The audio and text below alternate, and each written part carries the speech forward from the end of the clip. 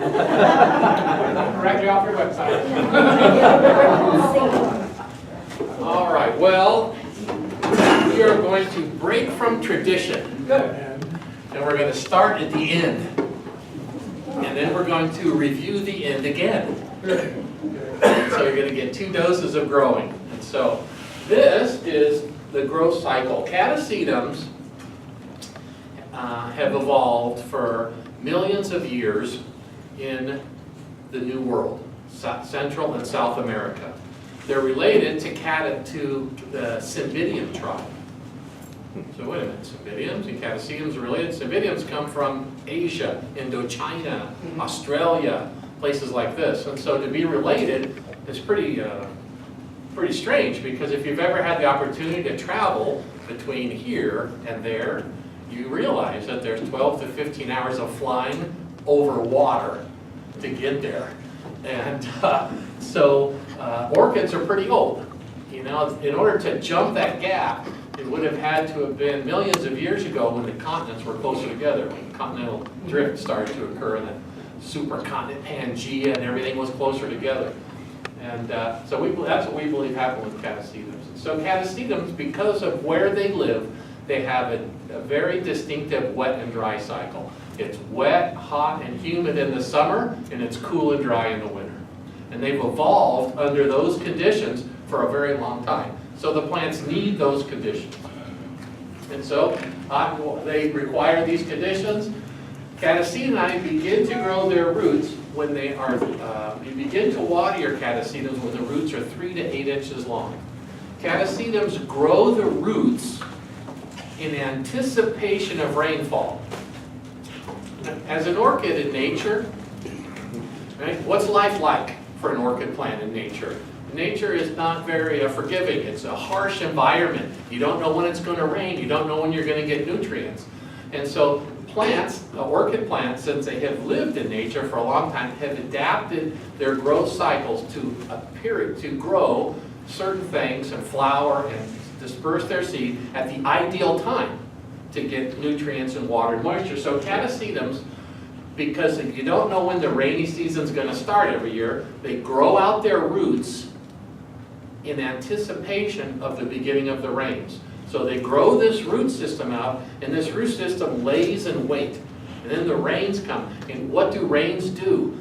Rains bring nutrients to the root system. That's the mode of transportation for nutrients. Well, a single drop of rainwater has very little nutrient in it. It has to fall on the tree, run down the tree, wash down the tree, push the dirt down the trunk, and then push those organic molecules to the root system so it can pick up nutrients.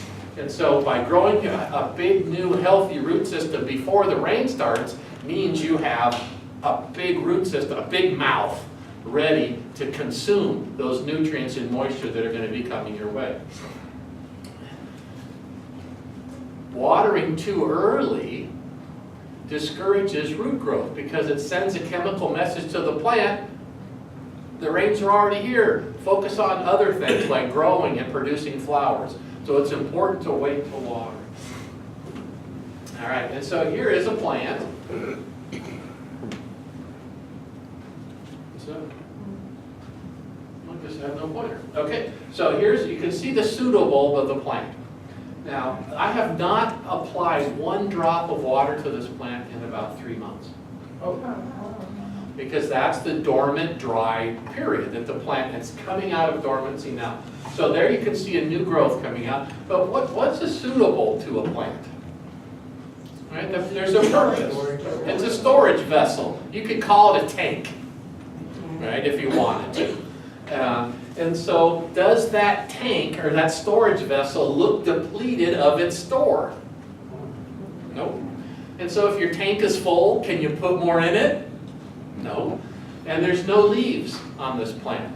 So it's not going to photosynthesize because it doesn't have any leaves. And the tank is full, but now you see that new little growth. This is a tough time. If you ever heard of Murphy's Law? Yeah. Right? They don't call it Murphy's rule or Murphy's theory. They call it Murphy's Law. And you call something a law because it's immutable. It will occur, right? And that law is anything that can go wrong will go wrong, right? That's Murphy's Law. And so Murphy's Law applies here. You do not need to water this plant. The plant in plant speak is telling you, hey, my tank is full. You can see it. And if you water right now, you have a good chance of getting water right in the center of that growth. And of course, if you did that, Murphy's Law would prevail, because that's the day the cold front would come in, and it would be cloudy and humid and cool and damp. And of course, a fungus molecule would fall in there and germinate and rot the new growth. And you don't need to test this, because it's Murphy's Law. And so because of that, do not water. The plant does not need water, and the roots are not long enough yet. So about 3 to 4 weeks later, that new growth is elongated considerably. The pseudobulb still is plump and full, but now you can see green root tips emerging at the base of that plant. So you've been very patient. You've been waiting months. This is when you get ready to water. You don't need to water if the roots are not 3 to 8 inches long. This is when you buy a new hose, or you mix up fertilizer, or you move the plant closer to water. But you still do not water because the roots are not long enough. Remember, they grow their roots in anticipation of rainfall. A few weeks later, the plant looks now like this, where the roots have drilled down into the potting media. You might even see roots coming over the rim of the pot, or even coming out the drainage hole of the bottom. And then you're pretty sure the roots are 3 to 5 inches long, 3 to 5 inches long. Once the roots are that big, then it's actually very hard to wait. It is hard. I've been growing these things for a very long time, okay? It's hard to wait. You want to hurry up and start watering, but it's better to wait than it is to start watering too soon. So finally you're done with your waiting, and then how's monsoons? Monsoons, right? What's a monsoon like? All of a sudden the great cloud up, and the sky's cloud up, and boom, water's coming down. So when you start watering, you want to start fertilizing. Then as soon as you start to water and fertilize, the plant comes into this very rapid growth stage. And you could put a ruler in your pot and measure the growth every couple of days. You could see a half inch, it's astonishing how fast these grow. In my nursery, I have thousands of these, and so I will pot everything up and have all the plants. They'll be all bare bulbs. The new growths will come up, and I'll do something like go on a trip somewhere, come back, 10 days later, and you won't be able to see the bench because it's all covered with green. They start to grow really quick. They flower. You bring them into the meeting, and they're gorgeous looking. And then all of a sudden, Thanksgiving rolls around. The days become shorter. The rain ceases. The skies clear up. It's colder at night. These are the 3 things that trigger the Catasetinae. Shortening of the days, reduced rainfall, cold nights. And that's because the monsoon's coming to an end and winter's coming. And so the plant then senses these changes and stuff happens. The leaves start to turn yellow. The pseudobulbs need to harden off to prepare themselves to store that water through the dormant winter rest period.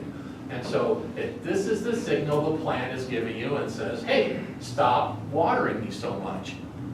Winter's coming, my leaves are losing the chlorophyll, I don't need as much water, and I need to harden off. So you back off on the watering. Then they look like this. Hopefully you have no green leaves left, and your plant has done well that year, and you have 1, 2, 3, 4, 5, 6 inflorescences off your plant from that year. And then, no more water. And you can go on vacation. You can leave town. It's Christmas. You can go to Hawaii or wherever you want to go, and then come back in the spring, 3 months later, and you wouldn't have to have bothered your neighbors with coming over and looking at your plants and none of that kind of stuff, because they don't need much care as long as you keep the temperature in your growing area above about 55 degrees. There's a lot of growers in Canada who grow these for this exact reason. because you don't have to take care of them in winter, or if you do stay home in winter, the leaves fall off and you don't have to crowd your precious growing area with the Catasetina plants. You can actually move them off to the side because when they're dormant, they're not photosynthesizing. They don't need to be in that prime location by the window or underneath the lights. You can move them out to the edge during that period. All right, so I've now been instructed to inform everyone to get something to eat. What? Okay. Already? Is that 20 minutes? No? No. That was It's been only 10 minutes. You're gonna give 10 more minutes? All right, okay, so so Catasetum. So when you go look at plants in the wild, all right, I don't know how many of you have ever done that? Yeah. So when you, yeah, good. When you go see your especially your favorite orchid in the wild, right? You've studied about it, you've learned about it, you know, you feel like you know something because you've committed some time and energy into that, and then you go look at it in the wild, and all of a sudden your knowledge grows tenfold in almost a few moments of being in the presence of your plants in the wild. There's so much information that you're unaware of, and that's exactly what happened to me. So I've been growing Catasetums forever, right? 30 years or something. And so I know they go dormant. I've seen it happen, I know it happens, and I fully understand how to treat my plants because of that. But it wasn't until I was my first trip where I saw a lot of Catasetums growing that I realized something that was as plain as the nose on my face.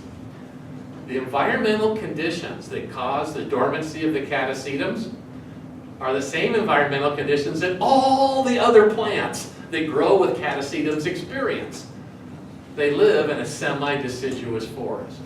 Now you could have supposed that, because why would they go dormant? And so here is one that's growing, and you can see the leaf litter on the ground here. So if you live in a semi-deciduous forest, every season all the leaves fall off and carpet the ground. And if it's out in the forest, no one's raking the leaves off the grass, right? It just builds up this thick layer. And so what happens to those oldest leaves that are down there? 100 years of leaf deposition, right? It builds up a rich organic compost, filled with earthworms everywhere, right? Every fisherman knows, go to the undisturbed part of the forest to dig worms. And so this is what's happening with these Catasetums. And so this particular one was growing, this plant was growing on 3 locations. Some were on the ground, which I found unusual.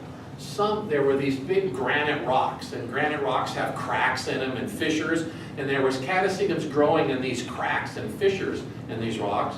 The ones on the ground were the biggest. The ones growing in the rock were a little bit smaller, but also there was a bunch of shrubs and small trees. And on the trees, these same Catasetums, but the plants were only about that big, where the ones on the ground, you know, were 12 inches tall. And so I immediately realized that, wow, the ones on the grounds get more nutrients than the ones on the rocks, and the ones on the rocks get more nutrients than the ones on the tree, because the ones on the trees had no organic material accumulated around the roots. And the ones in the crack of the rock had some, but the ones on the ground had a near infinite, you know, collection of material.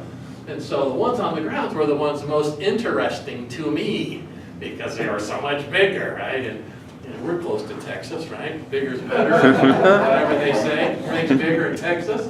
And so, so I started collecting some of these. The purpose of the trip was not to collect orchids, but there was thousands of them everywhere. And so the next thing I noticed is, look at that plant. How old is that plant? You can count up the pseudobulbs, and if you do, you'll see, I think there's 11 or 12 there. That means this plant has grown for at least 11 to 12 cycles, wet, dry, wet, dry. And we know how Mother Nature is every year, right? Is she extremely reliable that delivers the exact amount of rain at the same schedule year after year? Or is she highly variable and providing resources?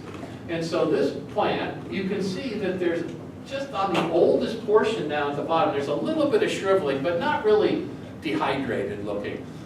But this plant's probably 20 years old. Because because it has to start off as a little seedling and get a little bigger and a little bigger and a little bigger and a little bigger and a little bigger. And so all you can see is mature bulbs here. So if that's a 20-year-old plant, it's done fine for 20 years. This tells you that, yes, you don't need to water when they're dormant because there's proof of that. Okay, so now I pull the plant up. Too fast. Pull the plant, and I'm shocked to see that new growth. It was covered with the foliage. And you can see that if you look at the soil here, right, it's kind of a red clay, and you see this little granular kind of quality? That's earthworm castings. So when the ground's wet, the earthworms are coming up there feeding on all that, the organic matter, and what do the earthworms leave in their wake? Castings. And so the root system, you can see the white roots and you can see the brown roots. The white roots are the new roots, and the brown roots are the old roots. Now, the old roots are dead here, but just because the root's dead doesn't mean it doesn't have a purpose, right? Because what are roots? Roots pick up moisture and nutrient, but they're also a hold fast for the plant. And you ever seen that fiber down the center? That's actually, that little fiber is the root. The stuff on the outside, that's the vellum. It's a soft cushioning material that helps absorb water. So even though the root might be not function to move nutrient and water, it still helps anchor the plant. So catasetums, the new roots, are growing. And if you flip it over again, you can see the new roots are not growing down like tap roots. They're growing out horizontally. And so if you were a catasetum plant living on the ground with all that organic leaf litter on the surface, where would you want to put your roots? Where the nutrients are, obviously, because you've been living and surviving for millions of years. And so the ones that grow roots horizontally were the ones that did better, which are the ones that survived to get pollinated, to produce offspring that produced horizontal roots that survived to produce, and so forth, evolution, right? And so you can see all the white roots that are growing out horizontally, and you can see the dead roots there as well. And so our guide was telling us, because it was hot and dry, and our question was, well, and this ground was just completely dry. It was all cracked and fissured, kind of like a red clay soil. And we were asked, when's it going to rain? And he said, well, the rains are about a month away still.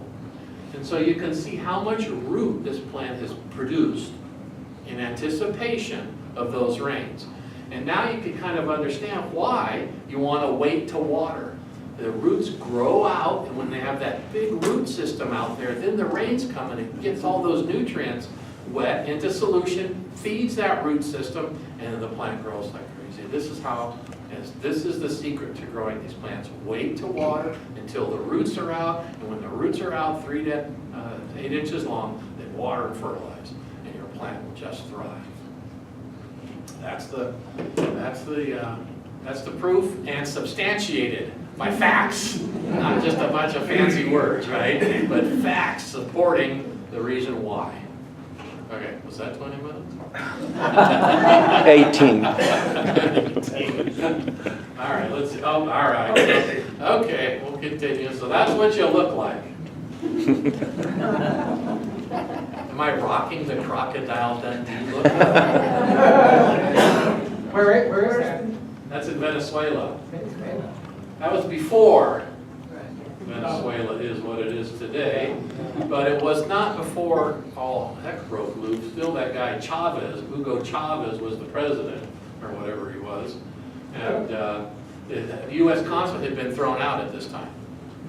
And so they told me if I go, I need to go to the Swiss consulate if there's a problem, but we didn't have any problem. Only in the city of Caracas was there. It was a little dicey, but out in the country it was very peaceful and nice. And so now, funny, that catasetum I was showing you about, that name of that catasetum is called sanguineum. It's the sanguine, or the bloody red catasetum. And you can just notice in this picture that my left hand, see, it's kind of unnaturally being held there like that. That's because these live in a semi-deciduous forest. And guess what can live in a semi-deciduous forest? Cacti. And so I had this armload of plants here, and I was losing my balance due to the steepness of the hill there. And I put my hand out to stop myself, which is a natural response to losing your balance, and impaled myself with a cactus thorn. I cropped the picture for y'all's benefit. What are pants for if not to wipe the blood off your hand, right? And I know it looks like I'm smiling, but that's actually a grimace. Yeah.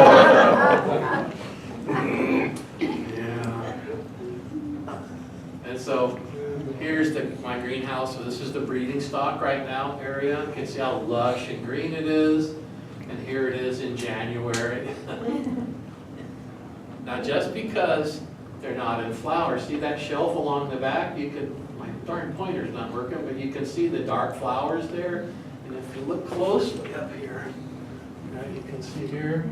And then here's flowers, flowers, flowers, flowers here, spikes, buds, flowers, flowers, flowers. Here's flowers. And so all this is flowers. So the if you grow your plants well during the summer, they'll continue to bloom for you into the winter, particularly like those Cloecia hybrids like that, and the Andriosavi. Let's see. All right. So this is the summary. You want to wait to irrigate. You're going to use a well-drained potting media because you're going to water like a monsoon. You want to use a half a teaspoon of fertilizer every time you water, but during the months of July and August, I would recommend you go to 1 teaspoon. And it'll really make a difference. You'll really be surprised, yeah. In California, I do the 1 teaspoon in August and September because we're slower to get started. By the 4th of July, we're going to the beach for the first time. You would never go to the beach in June in San Diego because you would freeze your butt off.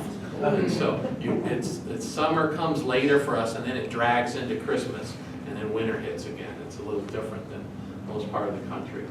So I bump it up to, and you can really see, you can actually do a very simple test. You can just leave one plant in half and take another plant and use one. You'll just see it, Really? Halfway through the test, you'll go, oh, forget it, I'm doing 1 on everything. I've been doing a half a teaspoon for the last 2 or 3 months. Can I go to a teaspoon here in the middle of September? I would just stay to a half now. Right now, okay. Yeah, do it in August. Do it in August. Okay.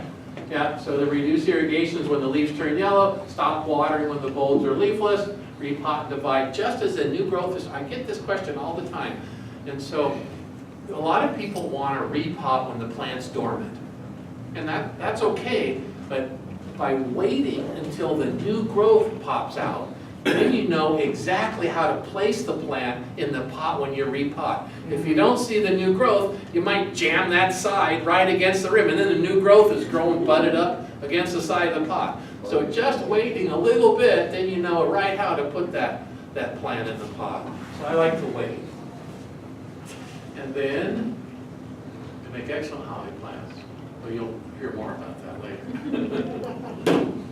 Was that 10, 20 minutes? That's right. Okay. Let's get coffee and water and fill your plates. We have food back there today. We've done a little better than normal. So let's do that. And we'll do our announcements now. We had, for our 2019 show, we had a 3-way tie on the theme.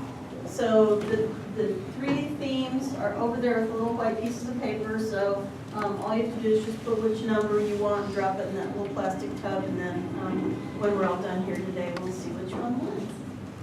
You guessed if you want to vote, that's just fine. We want to know what everybody wants to do. That will be fun. We'll get more than just one. But don't write in your own. Yeah, pick one of those 3. If you don't like those 3, write in those. Are there any other announcements that we can take care of at this time?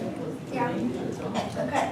I have the butterfly pins from the Oklahoma Garden Club. We're sponsoring the butterfly pins to remind ourselves to take care of our monarchs and plant milkweed. And I have some for sale. They're $10 each if you want one CD. I wish you could see my smoothie. One of them is, there's nothing but sticks left. I went out the other day and they were covered with monarch caterpillars, and I was so excited. What was it? Monarch caterpillars, oh, a split deal, butterfly weed. And there's nothing left of that. There's one next to it, it's empty. I mean, the plant's still growing, it still has leaves. For some reason, the butterflies like this one. It's gone. I was so excited, so we ought to have lots of fun.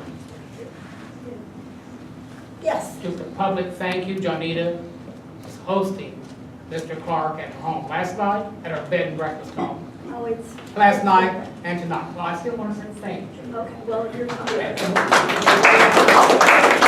was a real fun guest. Well, I want to say thank you because you probably haven't stayed at your bed and breakfast, but if you could have, you should have, because it's really quite spectacular. It is. Yeah. I forgot to mention, in case you're interested, I forgot this. This is what, 2016, the last Years quarter, ago. 2016, Orchid Digest, page after page after page of these type flowers, all written by Mr. Clarke.